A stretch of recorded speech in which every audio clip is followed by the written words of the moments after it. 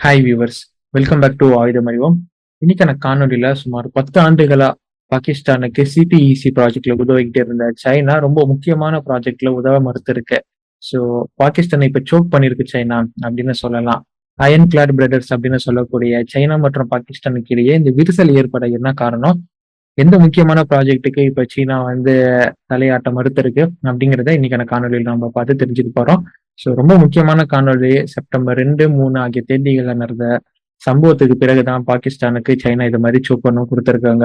So வாங்க இன்னைக்கான காணொலியில இந்த சிபிஇசி அப்படிங்கிற ப்ராஜெக்டும் அதுல எங்க சோக் ஆகியிருக்கு பாகிஸ்தான் அப்படிங்கிறதையும் அதற்கு மாற்று வழியை இப்ப யாரு தேர்ந்தெடுத்திருக்காங்க பாகிஸ்தான் அப்படிங்கிறதையும் விரிவா பார்த்து தெரிஞ்சுக்கலாம்.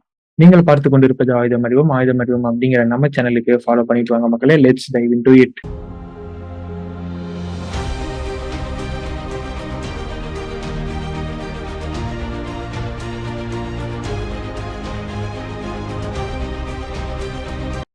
ஃபர்ஸ்ட் சிபிஇசி அப்படின்னா என்னன்னு பார்த்துடலாம். சிபிஇசிக்கான அர்த்தமானது சைனா பாகிஸ்தான் எக்கனாமிக் காரிடர். இதுதான் சிபிஇசி அப்படின்னு சொல்லுவாங்க. இது எதற்காக கொண்டு வரப்பட்டது அப்படின்னா, சீனாவின் பட்டு வழி சாலை உங்களுக்கு எல்லாருக்குமே தெரியும், ரொம்ப ஃபேமஸா இருந்தது. இந்த பட்டு வழி சாலை மாதிரியே பெல்ட் அண்ட் ரோட் இனிஷியேட்டிவ் அப்படின்னு ஒரு ஸ்கீம் அறிமுகப்படுத்துறாங்க சைனா. இது மூலியமா பல நாடுகளை, சவுத் ஏசியால இருக்கக்கூடிய பல நாடுகளை இவங்க வந்து கனெக்ட் பண்றதுக்காக உருவாக்கப்படும் ஒரு லேண்ட் ரோட் தான் இந்த பெல்ட் அண்ட் ரோட் இனிஷியேட்டிவ் அப்படிங்கிறது. இந்த பெல்ட் அண்ட் ரோட் இனிஷியேட்டிவ்ல ரொம்ப முக்கியமா இருப்பது இந்த சிபிஇசி ப்ராஜெக்ட்.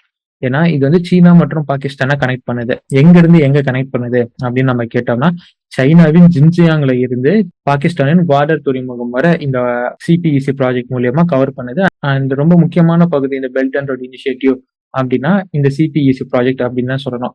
இதை விட ரொம்ப முக்கியமா இருந்தது வந்து இந்தியா வழி அவங்க பயன்படுத்துறது. ஆனா இந்தியா அதுக்கு இசைவு தெரிவிக்காத காரணத்தினால்தான் இந்த கோல்டு வாரே இந்தியா மற்றும் சீனாவுக்கு இடையே ஸ்டார்ட் ஆனது. அது வேற பஞ்சாயத்து.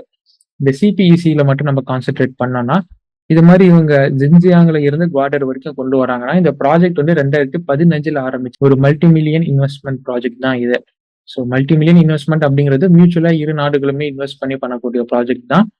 இது எங்க இருந்து எங்க லிங்க் ஆகுது அப்படின்னு நம்ம பார்த்துட்டோம். ஜின்ஜியாங் டு குவாடர் அப்படின்னு நம்ம லிங்க் ஆகுதுன்னு பார்த்தோம். எதை எதையெல்லாம் இது கனெக்ட் பண்ணுது, என்னென்னலாம் கொடுக்குறாங்க அப்படின்னு பார்த்தோம்னா, ஃபர்ஸ்ட் எனர்ஜி, ரெண்டாவது இன்ஃப்ராஸ்ட்ரக்சர், மூணாவது எக்கனாமிக், நாலாவது இண்டஸ்ட்ரியல் காம்ப்ளெக்ஸ். இது நாலுமே இந்த சிபிஇசி ப்ராஜெக்ட் வழியாக சீனா பாகிஸ்தானுக்கு அடிஷ்னலா கொடுக்குறாங்க.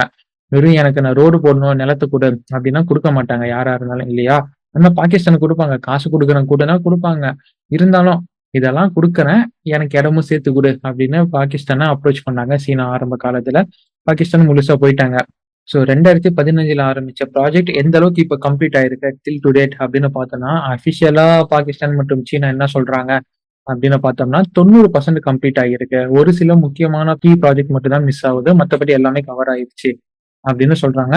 இந்த பிரைவேட் இன்ஸ்டிடியூஷன்ஸ், பிரைவேட் ரிசர்ச்சர்ஸ் இவங்க எல்லாம் என்ன சொல்றாங்க, ஆல்மோஸ்ட் 25% தாங்க இவங்க கவர் பண்ணிருக்காங்க. கீ ப்ராஜெக்டே விட்டு இருக்கும் போது எப்படிங்க இவங்க 90% கம்ப்ளீட் பண்ணிருப்பாங்க அப்படிங்கிற கிளைமோட 25% தான் அப்படின்னு குமுலேட்டிவா அவங்க சொல்லியிருக்கிறாங்க.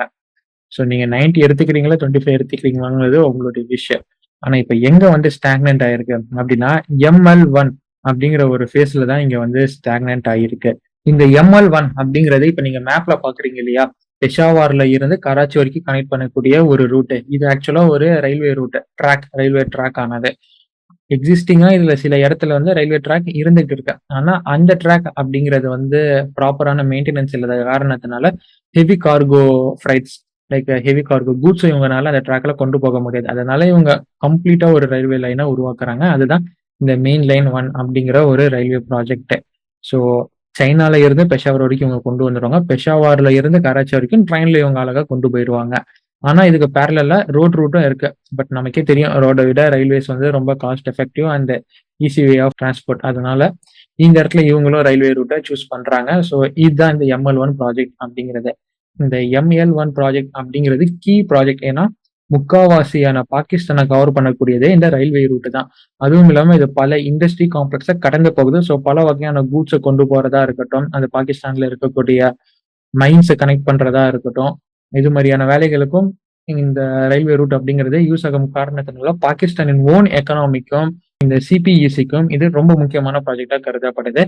ஆரம்பத்துல என்ன சொல்லப்பட்டதுன்னா, இதற்கான ஃபண்டிங்ல 80% 80% ஆனது சைனாவே பண்ணும் அப்படின்னு சொன்னாங்க. இந்த ML1 ப்ராஜெக்ட் அப்படிங்கிறதுக்கு மட்டும். இந்த ML1 ப்ராஜெக்ட்க்கு கோட் செய்யப்பட்டது எவ்வளோ அப்படின்னு கேட்டீங்கன்னா 10,000,000. இந்த 10,000,000ல 80,000,000 வந்து இவங்களே குடுத்துடுறேன் அப்படின்னு சைனா சொல்லியிருந்தாங்க. ஆனா கொஞ்ச நாளைக்கு முன்னாடி என்ன சொன்னாங்கன்னா, 80,000,000 80%லாம் நாங்க கவர் பண்ண முடியாதுங்க. ஒரு 60% நாங்க கவர் பண்றோம் அப்படின்னு சொல்லி ஒரு 60% கொண்டு வந்து நிறுத்துனாங்க. இது வந்து ரீவேல்யூவேஷன் பண்ணி குடுத்தாங்க. ஏன் ரீவேல்யூவேட் பண்ண போனாங்க அப்படின்னு கேட்டீங்கன்னா, 2015ல இருந்த பாகிஸ்தானுடைய பொருளாதார நிலையும், 2020 அதற்கப்புறம் அந்த பொருளாதார நிலையும் உங்களுக்கே தெரியும் உங்களுக்கே தெரியும். ரொம்ப டிராஸ்டிக்கா குறைஞ்சுகிட்டு வந்தது. இதனால சைனா பாகிஸ்தானுக்கு குடுத்த டெப்ட் எல்லாமே, இதுவரைக்கும் அவங்க இன்வெஸ்ட்மென்ட் பண்ணது எல்லாமே பாகிஸ்தான் திருப்பி தருமா? அப்படிங்கிற கேள்வி வந்தது. அது போக இது ஒரு மிகப்பெரிய இன்வெஸ்ட்மென்ட் கொண்ட ப்ராஜெக்ட் இல்லையா? 10,000,000 அப்படிங்கிறது. அதனால இத இன்வெஸ்ட்மென்ட் பண்றது எந்த அளவுக்கு நமக்கு சேஃப் அப்படின்னு சைனீஸ் பேங்க் வந்து யோசிச்சிருக்காங்க. ஸோ இதெல்லாம் ரிவைஸ் பண்ணி தான் அவங்க வந்து 6,000,000க்கு நாங்க வரோம் அப்படின்னு சொல்லியிருந்தாங்க. அண்ட் இப்ப ரொம்ப லேட்டஸ்ட் இந்த செப்டம்பர் 2ல இருந்து 4 வரைக்கும் நடந்த பைலேட்டரல் டாக்ல பாகிஸ்தானுக்கு சீனா என்ன சொல்லியிருக்கிறாங்கன்னா, எங்கனால அந்த பணத்த போட்டு உங்களுக்கு கட்டி தர முடியாது. நாங்க M1 ப்ராஜெக்ட்ல இருந்து வெளிய வந்துடுறோம் அப்படின்னு பாகிஸ்தானுக்கு சைனா சொல்லிட்டாங்க. இது மூலியமா பாகிஸ்தானின் எக்கனாமி மிகுந்த பின்னடைவு ஏற்படும். இது மூலியமா பாகிஸ்தானுடைய ஃபியூச்சர் பிரைட்னஸ் எப்படி குறையும்பா? அப்படின்னு நீங்க கேட்டீங்கன்னா, இந்த M1 ரயில்வே ட்ராக் கனெக்ட் பண்ண இடத்துல ரிகோடிக் அப்படிங்கிற காப்பர் கோல்டு மைன் பாகிஸ்தானின் சுரங்கம் ஒண்ணு அங்க இருக்கு. இந்த தங்க சுரங்கத்தையும் இவங்க கனெக்ட் பண்ணும் காரணத்தினால டிரான்ஸ்போர்டேஷன் ரொம்ப ஈஸியா இருக்கும். பல நாடுகளுக்கு இவங்க ஏற்றுமதி பண்ணலாம் அப்படின்னு மிகப்பெரிய கனவுல இருந்தாங்க. அந்த கனவுல தான் இப்ப சீனா மண்ணள்ளி தூக்கி போட்டிருக்கிறாங்க. ஸோ ஒரு வகையில இது சீனாவுக்கு லாபமா இருந்தாலும், லாபத்தை விட இவங்களுக்கு நஷ்டம் ஏற்படும் காரணத்தினால தான் அந்த ரிகோடிக் காப்பர் கோல்டு மைன எனக்கு வேணாம் அப்படின்னு இவங்க போயிட்டாங்க சீனா. அயன் கிளாட் பிரதரே இந்த அளவுக்கு பயந்துகிட்டு இருக்கும்போது, உள்ள ஏடிபி வராங்க. ஏடிபி யாரு அப்படின்னு கேட்டீங்கன்னா, ஏசியன் டெவலப்மெண்ட் பேங்க். இவங்க வந்து இதுக்கு வந்து ஃபண்ட் பண்றேன் அப்படின்னு சொல்றாங்க.